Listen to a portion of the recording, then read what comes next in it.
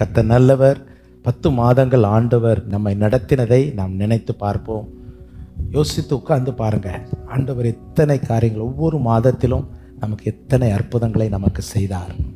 ஒருவேளை நாம் எத்தனையோ காரியங்கள் ஆண்டவருக்கு விரோதமாய் செய்திருக்கலாம், ஆண்டவரை மறந்திருக்கலாம். ஆனால் அவர் நம்மை மறக்காதவராய் நம்மை பாதுகாத்து கொண்டிருக்கிறார்.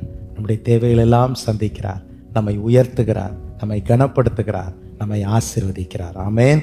அந்த ஆண்டவருக்கு ஒருவேளை இந்த 10 மாதங்கள் உங்களுக்கு முடிந்தும் எத்தனையோ காரியங்களை நீங்கள் வேண்டுமென்றே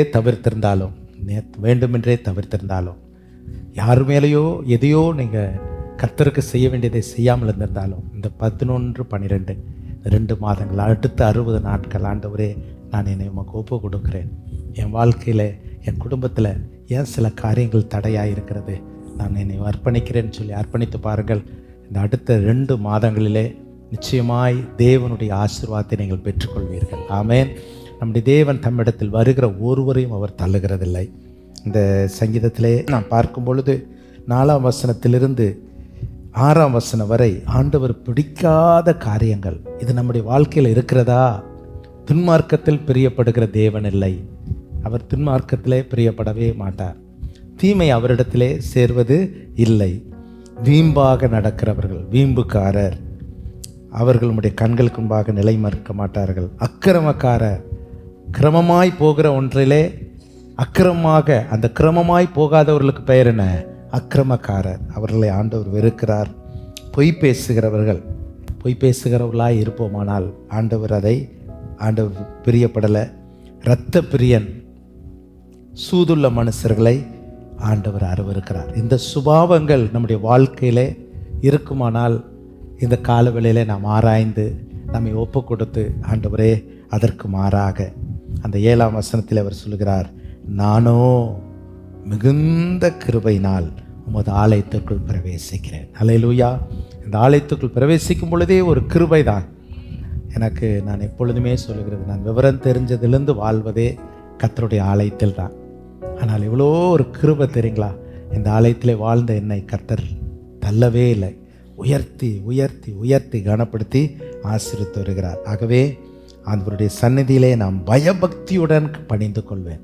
பயபக்தியோடு கூட நாம் வாழ்கிற ஒரு வாழ்க்கை தான் கர்த்தர் நம்மிடத்தில் எதிர்பார்க்கிறார். பயபக்தி, இன்னும் பயபக்தி. ஆண்டவரே உம்முடைய சமூகத்தை நான் அலட்சியம் பண்ணியிருந்தால் என்னை மன்னித்தரலும். உம்முடைய சமூகத்தை நான் ஏளனமாய் நினைத்திருந்தால் ஆண்டவரே அதை நான் அற்பமாய் நினைத்திருந்தால் மன்னியும். பயபக்தியோடு கூட நான் வாழ வேண்டும். ஆண்டவருடைய சமூகத்தில் வர்றவர்களுக்கு ஒரு பயபக்தி, உண்மையான பயபக்தி. அந்த பயபக்தி தான் நம்ம வாழ்க்கையை உயர்த்தும், கனப்படுத்தும். இது வெளியில் காண்பிப்பதல்ல, உள்ளத்துக்குள் இருக்க வேண்டும். அநேக நேரங்களிலே நாம் அநேக காரியங்கள் பயமற்றவர்களாய் தேவனுடைய பிள்ளைகள் வாழ்வதை நாம் பார்க்கிறோம். ஆண்டவருக்கு அதெல்லாம் பார்க்கிறார். ஆண்டவர் எல்லாவற்றையும் பார்க்கிறார். ஆண்டவரிடத்தில் எப்போவுமே நான் சொல்லுவேன், ஞாபக புஸ்தகம் இருக்கிறது. எல்லாவற்றையும் அவர் கவனித்து கொண்டே இருக்கிறார், எழுதுகிறார். நான் பயபக்தியோடு கூட நான் வாழ்கிறேனா? சும்மா நான் ஒரு கிறிஸ்தவனாக வாழ்கிறேனா? பாருங்கள், நேற்று ஒரு நாள் தேவனுடைய நாமம் உலகமெங்கும் உயர்த்தப்பட்டது. ஒரு பிள்ளை, நம்ம தேசத்துள்ள ஒரு பிள்ளை, ஜெமிமா என்ற ஒரு பிள்ளை நிமித்தமாய் உலகம் முழுவதும் ஆண்டவர் இயேசுதான் எனக்கு, நீ அமர்ந்திரு, நான் உனக்காக யுத்தம் செய்வேன், என் இயேசு எனக்கு சொன்னார். அந்த பிள்ளை, அதுக்கு பிறகு தான் நான் கேள்விப்பட்டேன். பிரதர் ஃப்ரெண்ட்ஸ் சொன்னார், எனக்கு பயங்கர தாக்குதலை அந்த பிள்ளை சந்தித்திருக்கிறார் ஆண்டவருக்காக. ஆண்டவர் ஒரு செகண்ட் அந்த பிள்ளையை கர்த்தர் உயர்த்தி, அந்த பிள்ளையின் மூலமாக கர்த்தருடைய நாமம் உயர்த்தப்பட்டது. நல்ல கரங்களை தட்டி கர்த்தரை ஸ்தோத்திரம் பண்ணு. ஹல்லேலூயா. கர்த்தர் நல்லவர். ஆண்டவருடைய நாமத்தை யாரும் அசட்டை பண்ணவே முடியாது. நாம் பயபக்தியோடு கூட வாழ்வோம். கடைசி காலத்தில் இந்த மாதத்திற்கான ஒரு வாக்குத்தத்தம் இதே சங்கீதத்தில், ஆண்டவரே எத்தனையோ முறை பேசிக்கிட்டே இருக்கிறோமே, ஆனாலும் எங்களுக்கு ஒரு வார்த்தை வேணும் அப்படிங்கும் பொழுது ஆண்டவர் கொடுத்த வார்த்தை 11ஆம் வசனத்திலே, யாவரும் சந்தோஷித்து எந்நாளும் கெம்பீரிப்பார்களாக. ஆமென். இந்த மாதம் அடுத்த வருகிற 60 நாட்கள் அல்லது வாழ்நாள் முழுவதும் எந்நாளும் கெம்பீரிப்பார்களாக. ஆமென். அந்த கம்பீரத்திற்குள் என்ன இருக்கிறது? எப்போ கம்பீரம் வரும் சொல்லுங்கள் பார்க்கலாம். நம்ம வாழ்க்கையில் வியாதி இருக்கிற வீட்டில் கம்பீரமாக இருப்பாங்களா? சொல்லுங்கள் பார்க்கலாம். வியாதியே வீட்டில் எப்போவுமே வியாதி. கம்பீரமாக இருக்க முடியுமா? இருமல் சத்தமாக இருக்கும், ஐயோ முடியலையே அப்படிங்கிறதான். அப்போது சுகமுள்ள வாழ்க்கை, அதே போல் ஒரு கம்பீரம் எப்போ இருக்கும்? வீட்டில் ஒரே பிரச்சனைகள், சண்டை, கம்பீரமாக இருக்க முடியுமா? அப்போ யாருடைய வீட்டிலே கம்பீரம் இருக்கிறது என்று சொல்லி பார்ப்போமானால் 118ஆம் சங்கீதத்திலே அழகாக அந்த வசனம் வருகிறது பாருங்கள், வாசிங்க. 118ஆம் சங்கீதத்திலே 15ஆம் வசனத்திலே, நீதிமான்களின் கூடாரங்களில் அந்த சத்தம், அந்த கம்பீரம் எது தெரியுமா? ரட்சிப்பின் கம்பீர சத்தம். ஆமென்.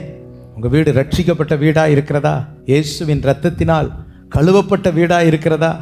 அந்த வீட்டுக்குள்ளே தான் இந்த கம்பீர சத்தம் வருமாம். ஆமென். பாருங்கள், இந்த இடத்துல இந்த 2 வார்த்தையும் சந்தோஷம், கம்பீரம். சொல்லுங்க பார்க்கலாம்.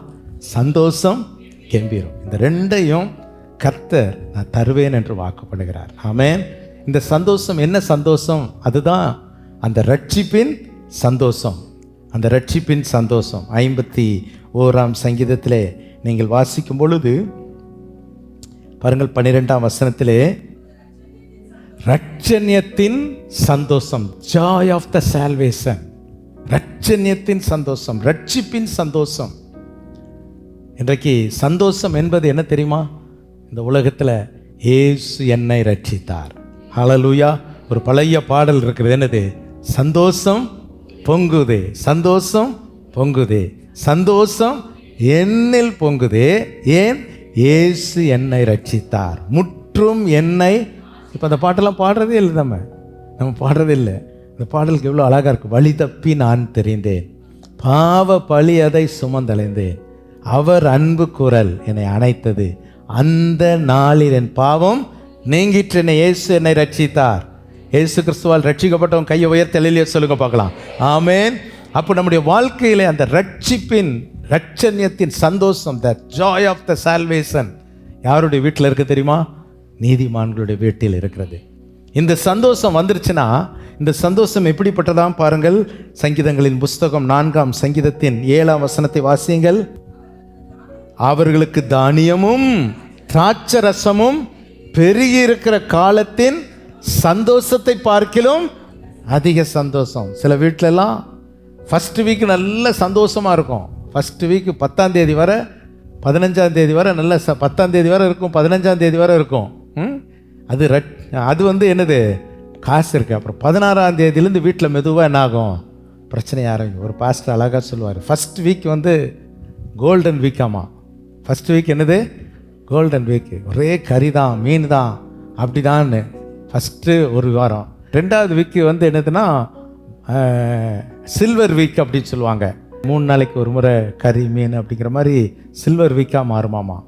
3வது வீக் வந்து காப்பர் வீக் அப்படின்னு சொல்லுவாங்க. புளிக்குழம்பு தான், காரக்குழம்பு தான், என்றைக்கோ ஒரு நாள் ஒரு முட்டை தான் அப்படின்னு சொல்லிட்டு. 4வது வாரம் அந்த பாஸ்டர் ரொம்ப அதை வேடிக்கையாக சொல்கிறார், பாப்பர் வீக் அப்படின்னு. பாப்பர்னால் அது அடுத்தவங்கள பார்க்குறது. ஐயா கொஞ்சம் ஒரு 10 ரூபா கொடுங்க, ஒரு 100 ரூபா கொடுங்க, ஒரு 1000 ரூபா கொடுங்கன்னு அடுத்தவங்கள பார்க்குற மாதிரி வீக்காக இருக்கக்கூடாது. சிலருடைய வீடு அப்படி தான் இருக்கும்.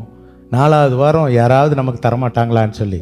ஆனால் நான் சொல்கிறேன், கர்த்தரை தேடுகிறவருடைய வாழ்க்கை தானியமும் திராட்சரசமும் பெருகி இருக்கிற காலத்தின் சந்தோஷத்தை பார்க்கிலும் அதிக சந்தோஷத்தை தேவன் தருவார். அல்லேலூயா.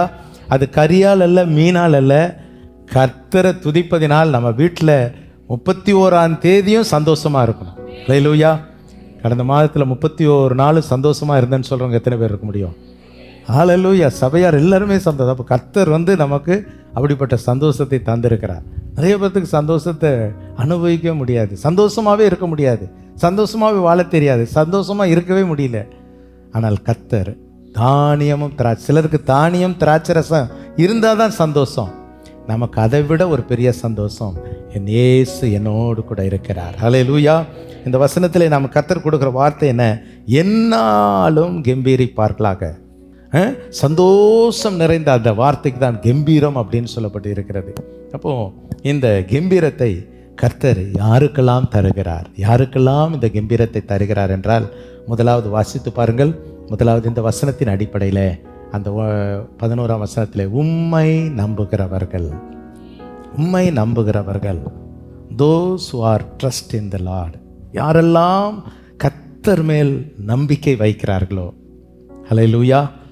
ஏன் மறுபடியும் ட்ரஸ்ட் இன் த லார்ட் அப்படின்னு சொல்லப்படுது அப்படின்னா, இன்னைக்கு உலகத்தில் கர்த்தரை இல்லாமல் மற்றவர்கள் மேல் நம்பிக்கை வைக்கிற எல்லாருக்கும் அந்த வீக்னஸ் இருக்குது. ஈவன் பாஸ்டர் ஜோஷுவா கூட சில நேரங்களில் சில மனிதர்கள் எழும்பிட்டாங்கன்னா பாப்பா இவங்க இருக்கிறாங்க போதும் அப்படின்னு நினச்சி நம்பிக்கை எங்கே போயிடும், அப்படியே கொஞ்சம் தடம் புரளும். இந்த ரயில் தடம் புரள மாதிரி தடம் புரண்டுரும். தடம் புரண்டாலே ஆபத்து தான். தடம் புரண்டாலே ஆபத்து. சரிப்பா நீ போறியா, இந்த மனிதன் மேலே நம்பிக்கை வைக்கிறியா? மனுஷன் யாரு? மனிதனுடைய யோசனை எல்லாம் மாறிப்படும். மனிதனை பாருங்கள், வேதத்தில் அழகாய் தெளிவாக எழுதப்பட்டு இருக்குது. எரேமியா தீர்க்கதரிசியின் புஸ்தகம் எரேமியாவில் சொல்லப்பட்ட பொழுது மனுஷனுடைய வாழ்க்கை குறித்து எழுதும் பொழுது 17ஆம் அதிகாரத்தை எடுத்துக்கொள்ளுங்கள். 5ஆம் வசனத்திலிருந்து வாசிங்க பார்க்கலாம். மனுஷன் மேல் நம்பிக்கை வைத்து மாம்சமானதை தன் புயபலமாக்கி கொண்டு கர்த்தரை விட்டு விலகுகிற இருதயமுள்ள மனுஷன் சபிக்கப்பட்டவன் என்று கர்த்தர் சொல்லுகிறார். அவன் அந்தர வெளியில் கரளையாய் போன செடியை போலவும் நன்மை வருகிறதை காணாமல் வனாந்தரத்தின் வறட்சியான இடங்களிலும் குடியில்லாத உவர் நிலத்திலும் தங்குவான். அடுத்த வசனம் பாருங்க. கர்த்தர் மேல் நம்பிக்கை வைத்து, மனுஷன் மேல் நம்பிக்கை வைக்கிற மனிதனுடைய வாழ்க்கை அப்படி இருக்கிறது. கர்த்தர் மேல் தன் நம்பிக்கை வைத்து கர்த்தரை தன் நம்பிக்கையாக கொண்டிருக்கிற மனுஷன் பாக்கியவான். அவன் தண்ணீர்கள் அண்டையிலே நாட்டப்பட்டதும் கால்வாய் ஓரமாக தன் வேர்களை விடுகிறதும் உஷ்ணம் வருகிறதை காணாமல் இலை பச்சையாய் இருக்கிறதும். உஷ்ணம் வந்தாலும் கூட இலை எப்படி இருக்குமா? பச்சையா இருக்கிறதும். மழை தாழ்ச்சியான வருஷத்திலும் வருத்தமின்றி தப்பாமல் கனி கொடுக்கிறதுமான மரத்தை போல் இருப்பான். பாருங்க எவ்வளவு அருமையா இருக்கு பாருங்க. கர்த்தர் மேல நம்புகிற இந்த வாழ்க்கை, எனக்கு எல்லாம் கர்த்தர் தாங்க, எனக்கு கர்த்தர் தான். சபை போதிக்கிறது என்ன தெரியுங்களா? மனுஷனை நம்பாத, கர்த்தரை நம்பு. அல்லேலூயா. கர்த்தரை நம்புங்கள். கர்த்தரை நம்புகிறவர்களுக்கு இந்த கம்பீரம் உண்டாகும். அப்போ யாரெல்லாம் கர்த்தரை நம்புகிறோமோ அவர்களுக்கு கம்பீரம் உண்டாகும். 2வது பாருங்கள், சங்கீதம் 132:9 வாசிங்க. 132:9. உம்முடைய ஆசாரியர்கள் நீதியை தரித்து உம்முடைய பரிசுத்தவான்கள் கம்பீரிப்பார்களாக. பரிசுத்தவான்கள் கம்பீரிப்பார்களாக. முதலாவது கர்த்தரை நம்புகிறவர்கள் கம்பீரிப்பார்கள். 2வது யாரு? பரிசுத்தவான்கள். Let thy saints shout for joy. அப்போ பரிசுத்தவான்களாய் வாழ்கிறவர்கள். இந்த உலகத்தில் 2 கூட்டம் இருக்கிறது. பரிசுத்தமா உள்ளவர்கள், பரிசுத்தம் இல்லாதவர்கள். பரிசுத்தமாக்குதல் தேவ பயத்தோடு கூட நாம் பூரணப்படுத்தணும். நாம் இன்னும் பரிசுத்தமாக இருக்கிறவன் இன்னும் பரிசுத்தமாகட்டும். இன்னைக்கு ரட்சிக்கப்பட்டா போதும்னு நினைக்கக்கூடாது. தினந்தோறும் நாம் பரிசுத்தமாகிக்கொண்டே இருக்க வேண்டும். அல்லேலூயா. எப்படி நம்ம டெய்லி குளிக்கிறோம்? நான் தான் ஒரு நாள் குளிச்சுட்டேனே, அதோட முடிஞ்சுதா? ஏன் டெய்லி குளிக்கிறோம்? காலையில எழுந்து குளிச்சுட்டு ஏன் வந்தோம்? குளிக்காம இருந்திருக்கலாமே. நம்ம நாளுக்கு நாள் நம்முடைய சரீரத்தில், நம்முடைய எண்ணங்களில் அழுக்கு புகும்போது நாம் டெய்லி கழுவப்பட வேண்டும். இயேசுவின் இரத்தத்தினால் ஒவ்வொரு நாள், அப்பா என் பாவத்தை கழுவுங்க, இன்றைக்கு நான் ஒரு பரிசுத்தமாக இருக்கணும். ஏனென்றால் நம்ம அறியாமல் சிந்தையிலே பாவம் வந்துடும், பார்வையில் பாவம் வந்துடும், நடத்தையில் பாவம் வந்துடும். நம்ம ஒன்றும் யார் தேவதூதர்கள் அல்ல, அல்லது தேவனை போல மாறல. நம்ம மாம்சத்தில் தான் இருக்கிறோம். என் தாய் என்னை பாவத்தில் கற்பம் தரித்தால் எந்த வயதில் உள்ளவர்களுக்கும் வரும். அப்போ நம்ம பரிசுத்தவான்களாய் வாழும்படி தான் தேவன் நம்மை அழைத்திருக்கிறார். அப்போ அந்த பரிசுத்தவான்களுடைய வாழ்க்கையில் ஒரு கம்பீரம் வரும். என்ன தெரியுமா கம்பீரம்? பரிசுத்தவான்கள் என்ன சொல்லுவாங்க தெரியுமா? இன்னைக்கு நான் மறிச்சாலும் தேவ சமூகத்தில் இருப்பேன்.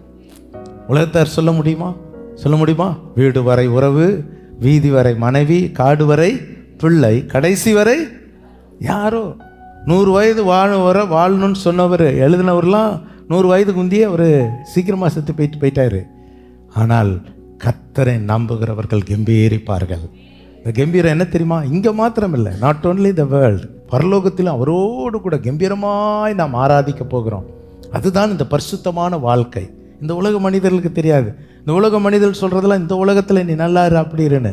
மறு உலகத்தை பற்றி பேசுகிற ஒரே ஒரு மார்க்கம் கிறிஸ்தவ மார்க்கம் தான். இப்போமே நம்ம ஆயத்தமாயிட்டே இருக்கணும். ஒரு தாயின் வயிற்றில் இருக்கிற குழந்தை அப்படி உருவானதுக்கு பிறகு அதுக்கு என்ன இருக்குது? அடுத்தது என்ன வரும்? இன்னொரு உலகம் இருக்குது, அப்படி தானே? இதோடு முடிஞ்சிருதா? 9 மாதத்தோடு முடியுதா? இல்லையே. அது 9 மாதத்துக்கு பிறகு அது இந்த உலகத்தில் வெளிப்பட்டு இன்னொரு வாழ்க்கை வாழுகிறது. அதை போல தான் இந்த உலகத்தில் வாழ்கிற நமக்கு இப்போ சொல்லிக் கொடுக்குற ஒரு வார்த்தை என்ன தெரியுமா?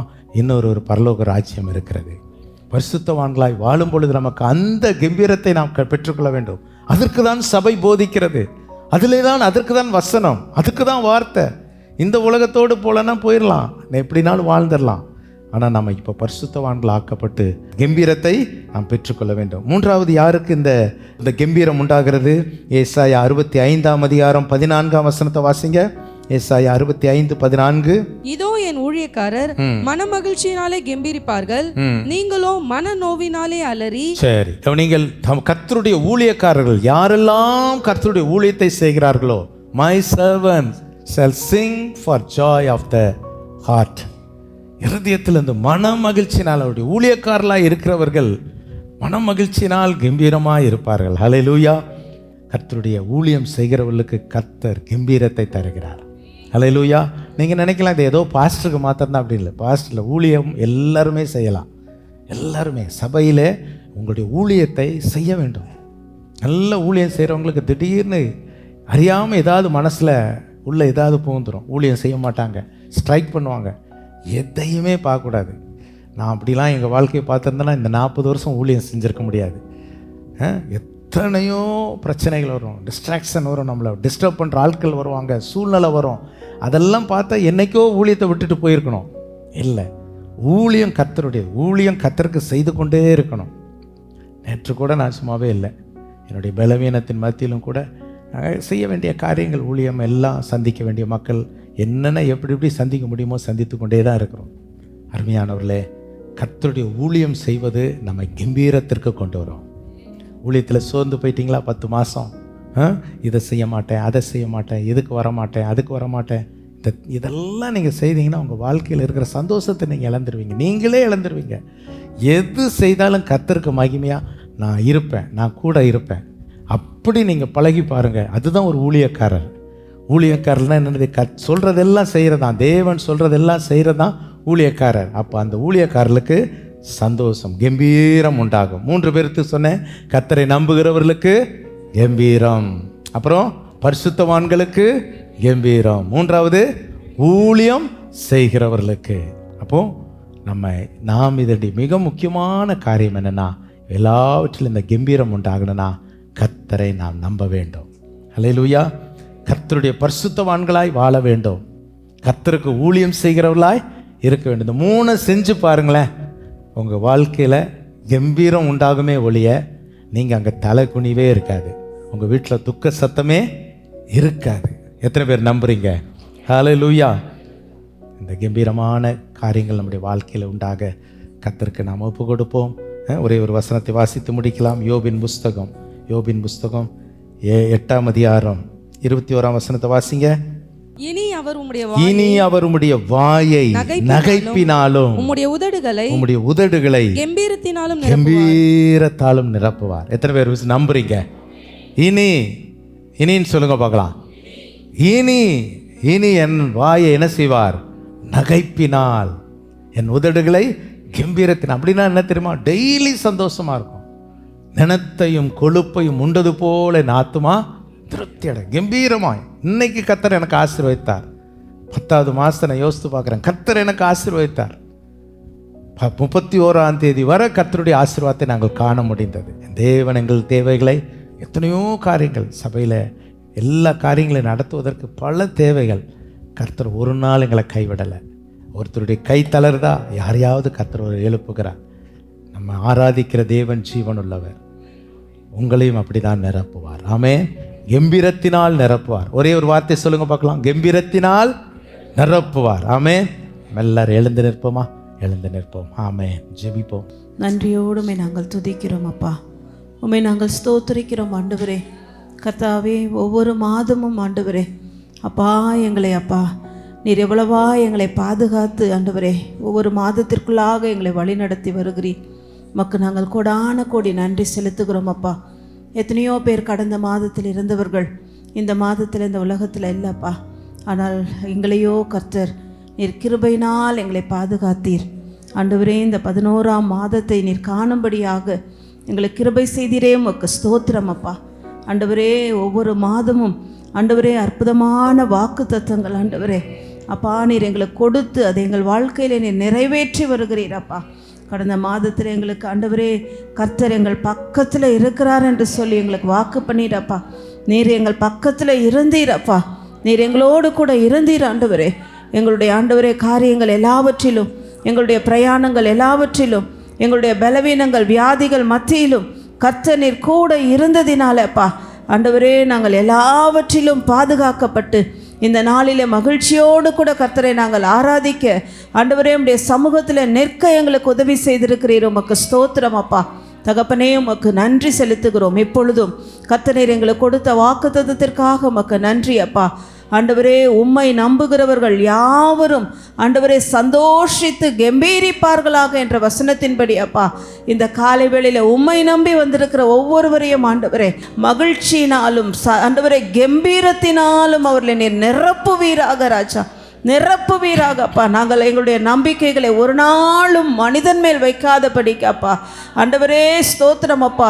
எங்கள் ஆண்டவரே நம்பிக்கையெல்லாம் கர்த்தர் மேல் ஆண்டவரே ஒவ்வொரு நாளும் அப்பா எங்களுடைய எல்லா தேவைகளிலும் ஆண்டவரே கர்த்தரையே நாங்கள் நோக்கி பார்க்க ஆண்டவரே அதனால் கர்த்தரிடத்திலிருந்து வருகிற ஆண்டவரே அந்த சந்தோஷத்தையும் கம்பீரத்தையும் பெற்றுக்கொள்ள உதவி செய்யுங்க ராஜா. ஆண்டவரே நாங்கள் அநேக நேரங்களில் அப்பா ஆண்டவரே எங்களுடைய மாம்சத்திலே நாங்கள் செயல்பட்டு மனிதர் மேல் எங்கள் நம்பிக்கையை வைத்து விடுகிறோம். அதனால் எத்தனையோ ஏமாற்றங்கள் அப்பா ஆண்டவரே நாங்கள் கர்த்தரை நம்பும் பொழுது நாங்கள் ஒரு நாளும் நாங்கள் ஏமாற்றம் அடைவதில்லை அப்பா. நீர் எங்களை என்னாலும் சந்தோஷப்படுத்துகிற தேவனாய் இருக்கிறீரப்பா.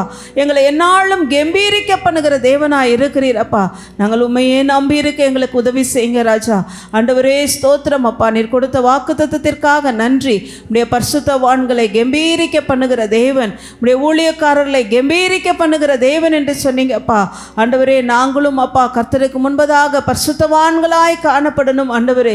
கர்த்தருக்கு ஊழியம் செய்கிறவர்களாய் நாங்கள் காணப்படணும் ஆண்டவரே. தகப்பனே உமக்கு ஸ்தோத்திரம் ஸ்தோத்திரம். அப்படிப்பட்டதான கம்பீரத்தினாலே ஒவ்வொருவரையும் இந்த மாதம் மாத்திரமல்ல இனி வருகிற எல்லா நாட்களும் ஆண்டவரே நீர் நிரப்பும்படியாய் நாங்கள் செபிக்கிறோம் ஆண்டவரே.